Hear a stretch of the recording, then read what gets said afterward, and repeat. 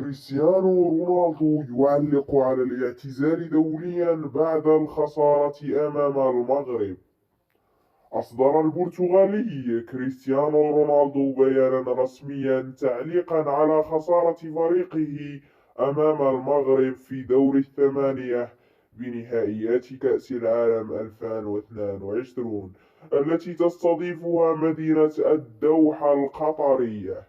وحجز منتخب المغرب مقعده بين الكبار في الدور نصف النهائي من بطولة كأس العالم للمرة الأولى في تاريخه، وبعد فوزه الثمين على البرتغال بهدف نظيف في المباراة التي جمعتهما في ملعب الثمامة ضمن منافسات دور ربع نهائي كأس العالم 2022 المقامة حاليا في قطر وتستمر حتى يوم 18 ديسمبر الجاري.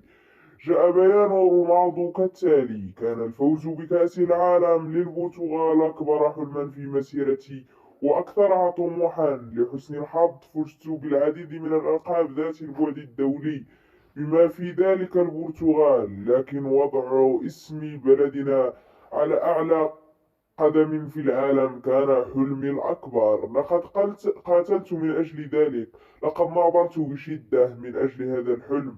في المباريات الخمس التي سجلتها في نهائيات كأس العالم على مدار 16 عاما كنت دائما بجانب لاعبين رائعين وبدعم من ملايين البرتغاليين.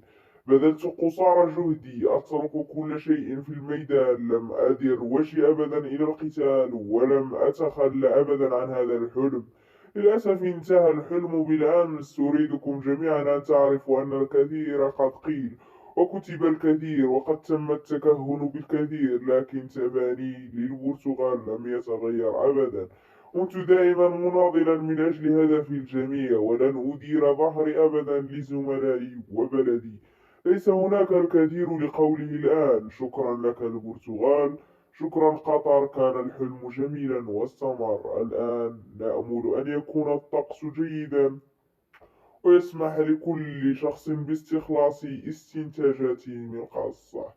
جدير بالذكر أن كريستيانو رونالدو سيصل إلى 41 عاما في كأس العالم القادم، والمقرر إقامته في 2026.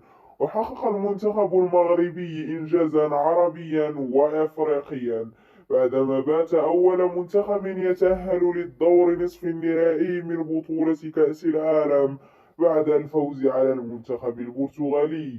وواصل منتخب المغربي كتابة التاريخ بعد التأهل للدور نصف النهائي في إنجاز غير مسبوق للكرة العربية والأفريقية. كما نجح منتخب فرنسا في التأهل لملاقاة المغرب في نصف نهائي مونديال قطر 2022 بعدما أقصت الديوك الفرنسية منافسها المنتخب الإنجليزي مساء اليوم السبت بهدفين مقابل هدف. ومن المقرر أن يلتقى المنتخب المغربي مع نظيره الفرنسي في نصف نهائي كأس العالم 2022 بالمواجهة المقررة إقامتها يوم الأربعاء المقبل بتمام 9 مساء بتوقيت القاهرة على استاد البيت.